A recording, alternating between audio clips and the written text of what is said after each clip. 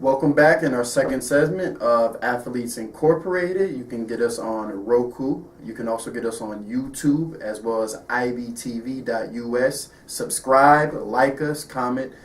We want to get that viewership up.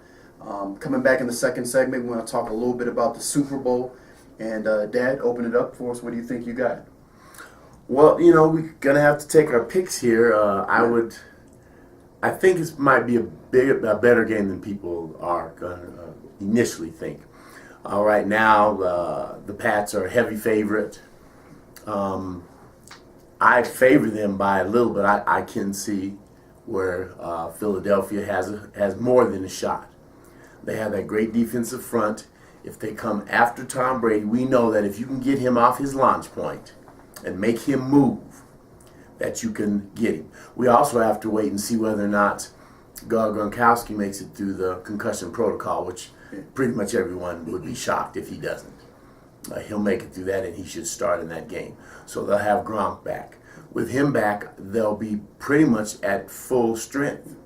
And a team at full strength, the Patriots at full strength, with the experience that they have, it's going to be hard to beat. This will be the first time that Philadelphia has been to a Super Bowl in quite a number of years, and definitely the first time this group has been.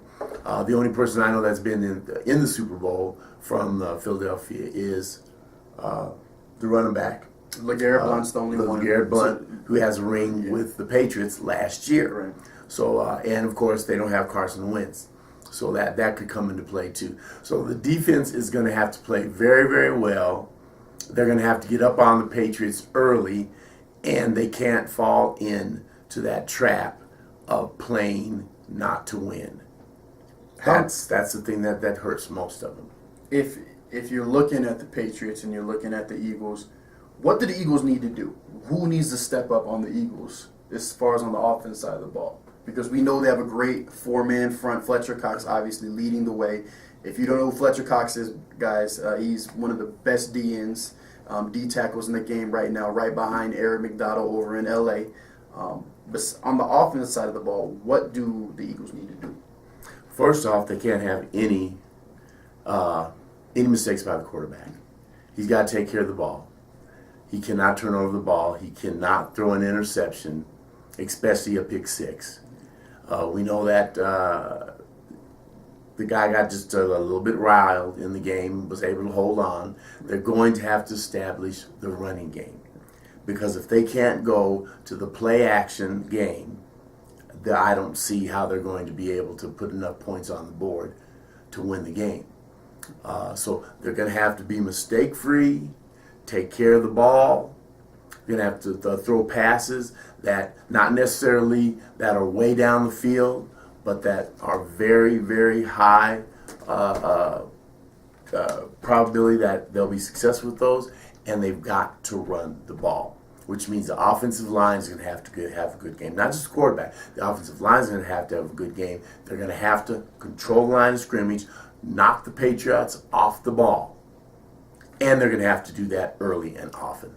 I don't see it coming down in the fourth quarter of them because, quite frankly, physically, I don't know that they could match what the Jacksonville Jaguars put on them. And guys, just so we're clear for all you guys at home, the Patriots don't have a great defense. The ball can be ran down their throats. You know, the best players on the defense for the Patriots is the back end with Patrick Chung, Devin McCourty, who is an all-pro safety. But you can run the ball on the Patriots, and you can do a mid-range to an intermediate passing game on the Patriots. So this isn't a great Patriots defensive team. You know, so you look at the Jags, they dropped 20 points on them. And the Jags are fair to middling when it comes to any type of offensive firepower. So it could happen. I still see the Patriots edging out the Philadelphia Eagles. I do think you're right. It's going to be a lot closer than what the boys in the desert out in Vegas are saying. What do you got on the score? And who's your Super Bowl MVP? Well, here's one thing we also need to remember, folks. Although that's not what we consider a great defense, on that back end, they have such experience and such talent that when you put points up on them, the way Jacksonville does, that would have broken most teams. They didn't care. Their bend but we're not going to break. Bend, but we're not going to break. And we're going to take you all the way to the end. If you're compared to boxing, you're going to have to go to that last round, and it's going to be the last minute of the last round because we're still going to be there. Yeah. If you knock us down, we're going to get up off the mat. You're not going to knock us out. We'll take every shot you have, and we're going to be throwing too. Yeah. So I'm picking the Patriots to win. My heart is with Philly, folks. Oh yeah, absolutely. Everybody's hearts with Philly. I really don't. Everybody. I'm probably the regular person. I don't want to, that the Patriots really wear on me because it is true. There's some people try to say it's haters, but when your head coach has been fined $500,000 in one shot because of illegal activity, that's called cheating. And that's not the only thing that they've done. Of course, we have the Deflategate. Yeah. Spygate, Deflategate. Yeah, they do whatever it takes to win. And in the end, that's what their fans want to see, and that's what their organization wants to see, and that's why they have this dynasty.